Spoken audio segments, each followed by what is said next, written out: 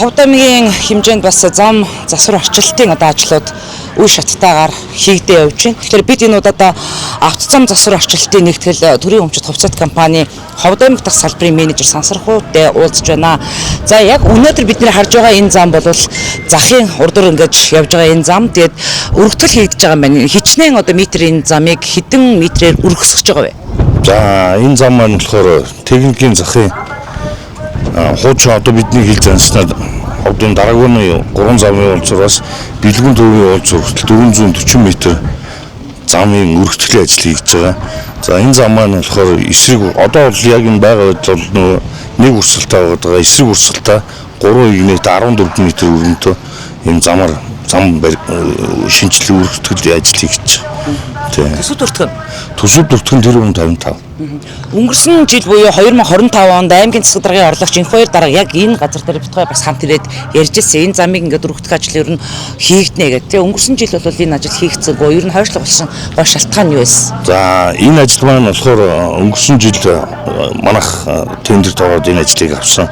За энэ ажлын яагаад бүтэн жил хойшсон гол шалтгаан газар чөлөөлөлтийн асуудал байгаа.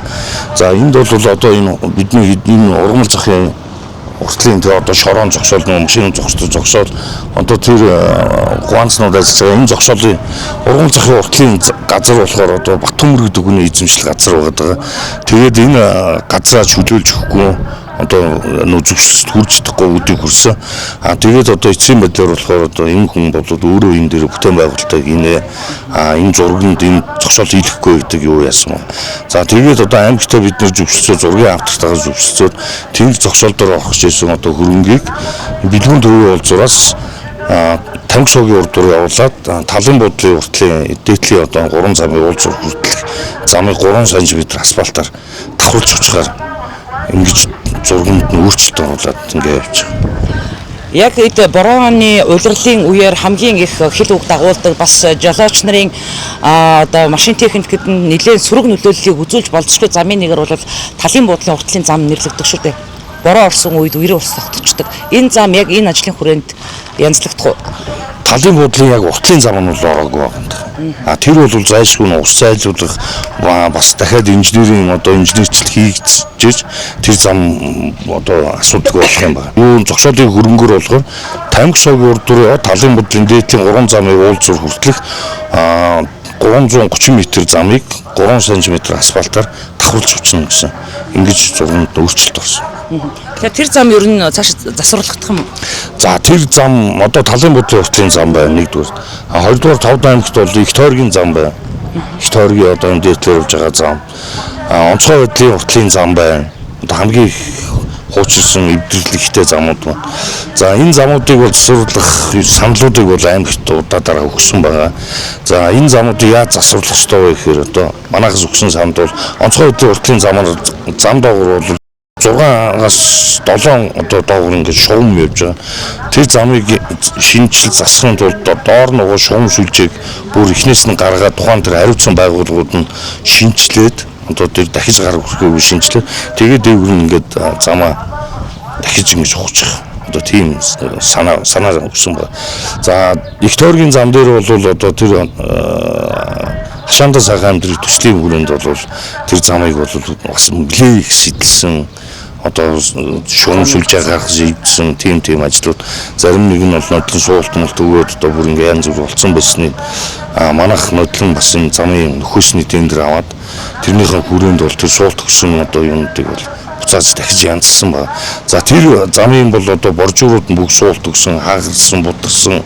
Тэгээд хүчлэлтэн нэвдэрсэн, цоорсон нүх яасан зөндөө байна. Нэг бол бас хүчлэлтийн солиод, боржуурын солиод ингээд явал их гоё бол. За талын буудлын уртлын замыг бол одоо зайлшгүй ус зайлуулах инженерийн тийм шугам хийжээж тэр зам ус тогтохгүй болох тийм саналуудыг өгсөн байна.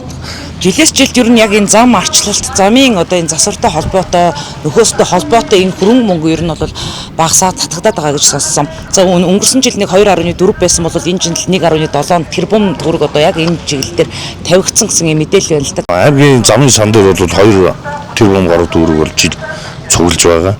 За 1.7 тэрбумгээ сая өөрөө чи хэлсэн бол манай усын чанартай замын засаг барчлалтан дээр тавигдсан мөнгө. За ард иргэдээ бас нэг юм хэлэхэд ард иргэд маань болохоор мэдээллийн түтхэн асуудаг баг. Аймгийн төвийн одоо энэ нийт явж байгаа аймгийн төвд явж байгаа замын засвар энэ арчлалт юунууд бол ховд засаг компанид бол хамаардгүй байгаа. Энэ маань болохоор энэ аймгийн төсвөр одоо аймгаас тендер зарлаад засвар арчлалтын тендер зарлаад тэрний хүрээнд тэр тендерийн ажил шалгарсан компани нь бол засвар арчлалтын ажлыг хийдэг. Ховд засаг компани юунд хамрах хүрээ нь болохоор улсын чанартай бол олон улсын чанартай 980 км зам байгаа засвар арчлалтанд хариуцдаг. За үүнээс бол 780 хатуу уучлалтай зам 200 км нь болохоор ердөө өгсөн болон сайжруулсан шорон замууд ингээ байдаг. Энэ тэр 700 сая төгрөг бол усын чанартай одоо энэ яг манай үндсэн одоо чиг үүргийн хийгдэх замын тавигдсан мөнгө байгаа. Тэр одоо энэ орон нутагт тавигдж байгаа ялангуяа бит хоёр одоо энэ зогсож байгаа энэ зам бол танай компани өөрсдөө тендерт одоо шалгараад хийгдэж байгаа ажил гэж ойлгох нь шүү дээ тийм ээ. Тэгэхээр яг энэ мэтлэнгээр аймгийн төв дотор Жаргалан цум дотор хийгдэх замын ажлууд өөр одоо тендерт авсан ажлууд байгаа юу? Ойрын хугацаанд энэ ажлыг хэдий хэрэг хугацааны турш одоо хийж гүйцэтгээ дараагийн ажил руу гарах вэ? За манайх энэ ажлыг бол одоо 6 сарын 15 гэхэд бүрэн дуусгана. Энэ замын ажил маань бол нодлон ховдын өргөө компани бол энэ нөгөө бохрын шугам замын ажигруу болоод ухаанд доор нь бохрын шугам булсан. Тэгээд зөвхөн дээр нь шороо асгацсан байгаа даа. Тэгээд манайх бол энэ хөрсийн дээрээс 50 см уулж аваад чулуун суур, бутсан чулуун суур хийгээд ингээд хоёр талаараа явганы замтай нийт 14 м урттай энэ зам байна. За энэ замын хучлалт нь бол одоо давхарлаж хучих нь бол 7 см-ээр хучихаар байгаа. Тийм зурган дээрээ бол юм багт. Ховдын ард иргэдээ бас нэг юм анхааруулж хэлэхэд энэ захын дээдлийн замын өргөтгөлийн ажлыг бол манайхан бол өдрөөр бол хийхгүй байгаа.